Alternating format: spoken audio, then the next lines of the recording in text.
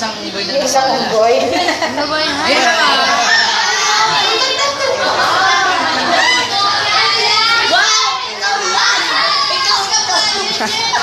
May pagkakas.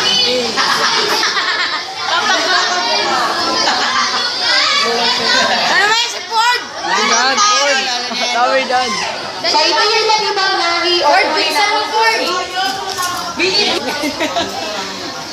So, samantalang sa Myanmar naman, matatagpuan ang pinakamaraming puno ng tao.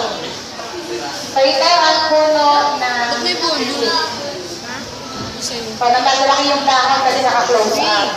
Jochen! Wait lang! May napipicture ang yung kamay niyo. So, sa Brunei, iba't ibang uri ng unggoy. Ako yun? Ito na lang video. Send ko So, Myanmar naman yung mga puno ng Tao. Okay na? Binibidyo mo lang. Game na lang. Kung binibidyo na lang. Ayan. Ah. So, iba pang mahalagang puno ng Gona, yung rubber tree, cinchona, acacia na marami sa Pilipinas, yung marami din sa Pilipinas. At katulad ng binanggit ko, sa kabubatan ng Pilipinas, natatagpuan na maraming uri ng palm tree at matitigas na kahoy. Tulad ng atitang, yakal, layan, kamagong, ipil, pulat nara, mayapi sa ibang species ng kahoy. So, kasi nga, nasa tropical rainforest ang karamihan sa mga yan, at ang Pilipinas sa isang bansang tropical, so malawak ang ating kabubatan. No, hindi pa ito nakakalbo. Okay, so ito siya. Sa mga hindi pa nakakakita ng puno ng acacia, wait lang, sorry, excitedness. Nakahanap kasi yung ulo mo, kuya. O, hindi ako makita ng sensor. Oh, yung hand.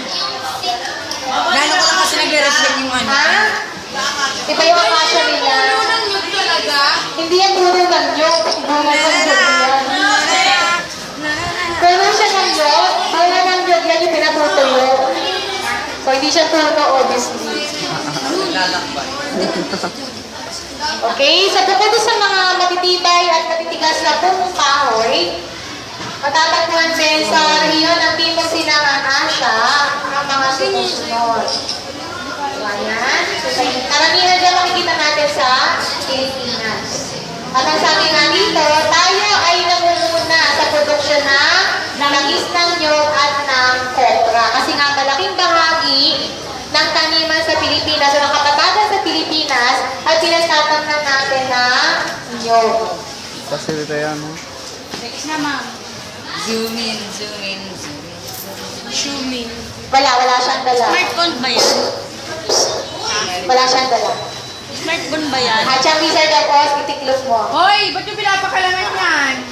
Kasi baka kunin ko yan, maka hindi kang basahin ng anak ko, diba? Ah, bastos ka. Soli ko sa March. Okay, next. Sige, party. Mone, pasok mo nga sa bag ko. Okay na, ating? Mone, pasok mo sa bag ko. Okay na? Inis mo Ito naman. tinatawag natin piece of labor, which is kalabaw.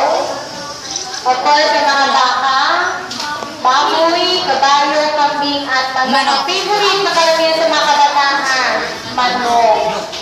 Chicken joy. Uy, ulo mo kasi. Tatanggalin ko Kasi yan. sa seso. Sorry naman. So, matatagpuan din sa Pilipinas ang tamaraw. So, sa Pilipinas lang merong tamaraw. So, ano ba yung tamaraw? Sorry ng kalabaw. Sorry ng kalabaw. So, it's a bull pero mas maliit kaysa sa bull. Yung local version. Yes, yan ay kamag-anak ng kalabaw. FEU tama na. Ayun ako yan. Exclusive. Ay, bagay pala yan eh. Boss. Pero yung goat na yan, hindi yan yung goat sa Pilipinas. Pig and goat. O siya yung goat na yan. Ang pig. O, echosera. Hirap na sa favorite ng mga tatay ninyo, pang-sapo.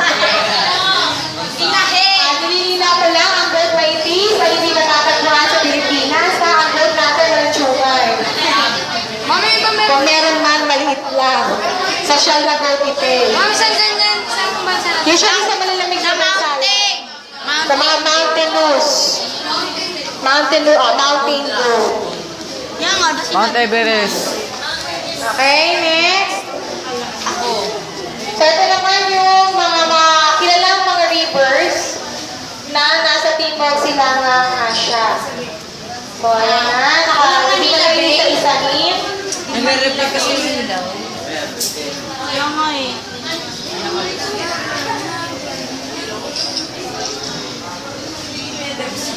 Okay, pagdating naman sa deposito ng langis sa timog silangang Asya, matatagpuan ng malaking bahagi nito sa Indonesia.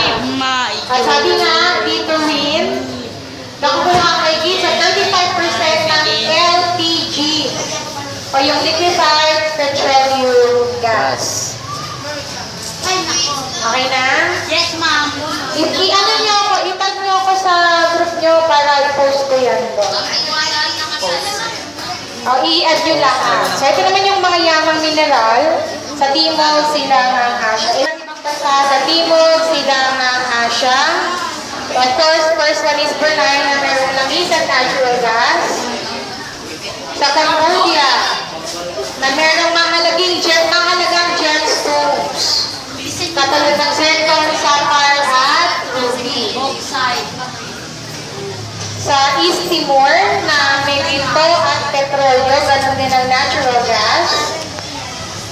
Of course, sa Indonesia, na merong langis at natural gas, sabi na natin kanina, 35% Diamante. ng production ng petroleum gas ay nakukuha sa Indonesia. Diamante. Ganun din, class, makikita natin. Diamond. Depende sa mga tawag dito, yung mga jewelries, sa mga mahalagang stones, sa precious jewelries, meron din silang diamante or diamond na sinasabi nila pinakamatibay sa lahat ng stones. Sa Pilipinas na may bato. Okay, so parang... Pilipinas na yung bato. Sa Pilipinas maraming bato. Lalo na sa Anagu. Daming bato. Sa Pakbang may bato din. Iba lang na. And of course, sa Laos, merong arbor, patang-asal, gipsum, at tin. Balikan lang natin yung diamante, ha? Sabi nila, diamonds are girls' best friend. Yan ang pinakamahalaga at pinakamahal na uri ng bato. Bato. Mamaya sa Pilipinas yan. Kasi ma'am, diamante lang yung mga baso sa At saka ano yan, nakakahiwa ng salamin. Yung diamond, pwede mo siyang gawing glass cutter. Ang may Sobrang mata dito na tigas ng diamond na pwede mo ipanghati ng salamin. Panghati ng ulo, ma'am.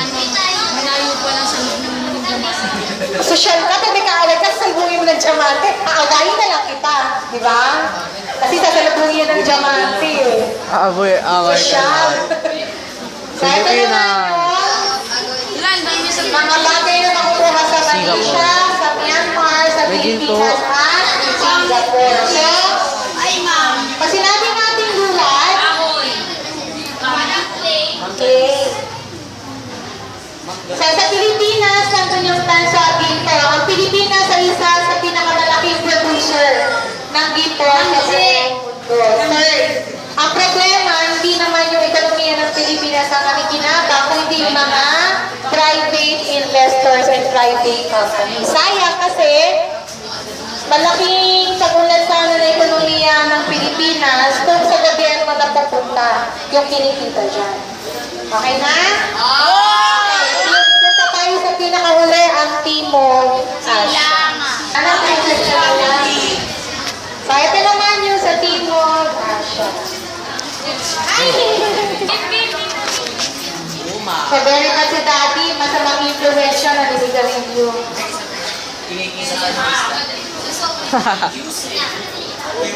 sexy mami. Naka-swimsuit. Snorkeling. So, sabi dito, sa mga bansa sa Timog Asya, tanging India lamang ang biniyaya ng dito mo lang 54% ng lupa na maaaring bungkalin. All the rest, very scarce or kakonti. Yung magagamit na lupa for planting or agriculture. So, ang katatagan ng Ganges, kung natatandaan nyo pa yung Ganges Plain. Yeah. Yung Indo-Ganges Plain, ito ang pinakamatabang rehiyon sa India dahil sa alluvial soil. Ano ba ibig sabihin ng alluvial soil? Ano, ma'am? Ano po? Tama.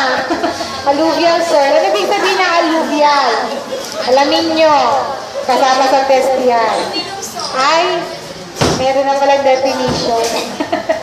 Sa alluvial soil ay mataba at tinong lupa na diniposito matapos ang pagbaha o pag-apaw ng ilog. Katulad yan ang nangyayari sa China pag bumabaha yung Ganges at sa Egypt pag bumabaha yung Nile River. So yung mga dinipositong mineral ng ilog pag bumabaha, yun yung tinatawag na alluvial soil.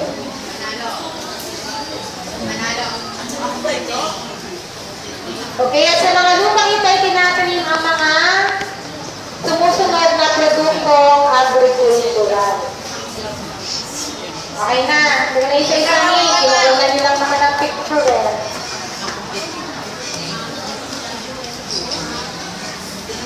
Okay. Okay na, ito. Oh my God.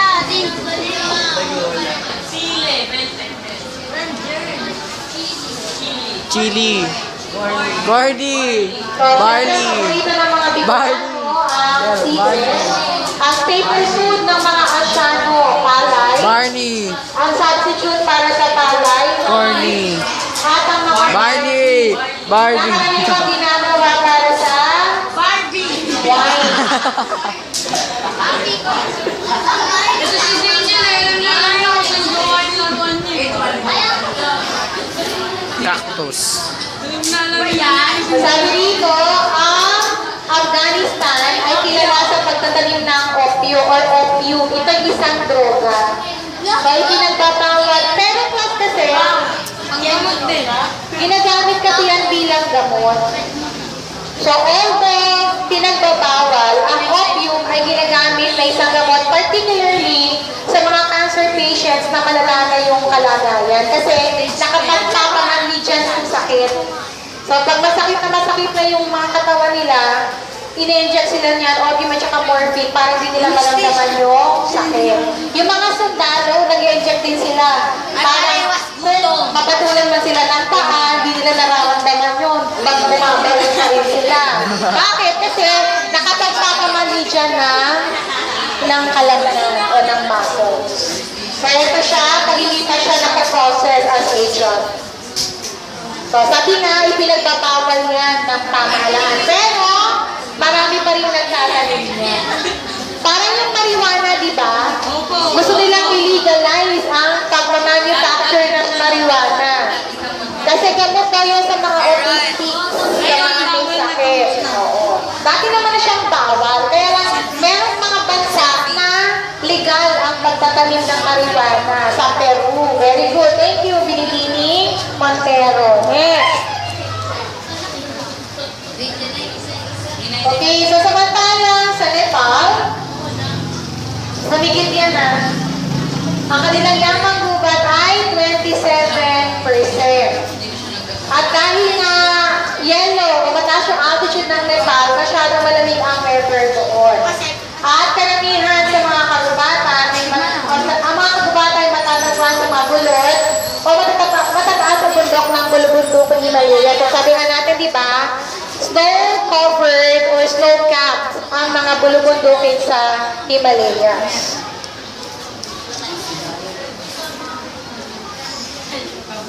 Okay, ganun din, sinasabi naman na makapal ang rainforest sa Timog Kanluran ng Sri Lanka. So binanggit nag-report ng nakaraan na ang Sri Lanka ay dating tinatawag na Ceylon.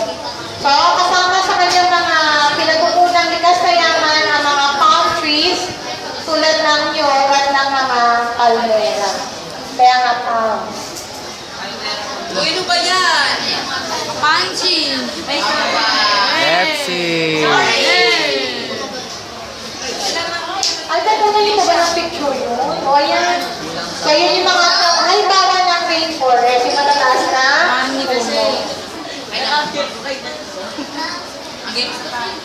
Kung video na lang ginagawa niya. Kung sa... Okay, sa matataas na lugar na natagpuan naman ng mga kagubatang evergreen. Parang puro ito yung kalbo na. Parang ba naman? Ibata natin. Okay, so mahuli naman sa Indian Ocean. Siyempre dahil may ocean, malamang marami yung isda. Sige, kuwapin ko sa ilong yan. At iba't ibang uri ng shellfish at ang mga mackerel at salmon na kilala natin sa pagiging sardinas. Okay? Kaya ang ating paborito, ang mga salmon, ang big prawn, at ang mga mackerel. So, karamihan natin silang nakikita ang nakadelata. Particularly as sardines. Ligo. Okay, so ito naman yung mga yamang. Okay, so, hindi ko alam kung yung lapis lazuli. Hindi ko na-research yan. Ma'am sa Minecraft. Minecraft kulay blue. Kulay blue. Ma'am, die. Dye? Okay. So, thank you. Hindi ko kasi alam yan eh. So, ang lapis lazuli ay isang dye. Okay, Bangladesh, Bhutan at India. So, meron din mga lulan, natural gas, carbon, langis, sa Nepal, sa Pakistan at sa Sri Lanka. So, yan. So, meron din sila mga dyan. So, sa lahat ng tinignan natin na bansa sa Asia, alin lang ang bansa yung merong diamante? Sri Lanka. Indonesia. Yamang mineral, alin sa mga bansa sa Asia ang merong diamante? Nepal. Patay kayo.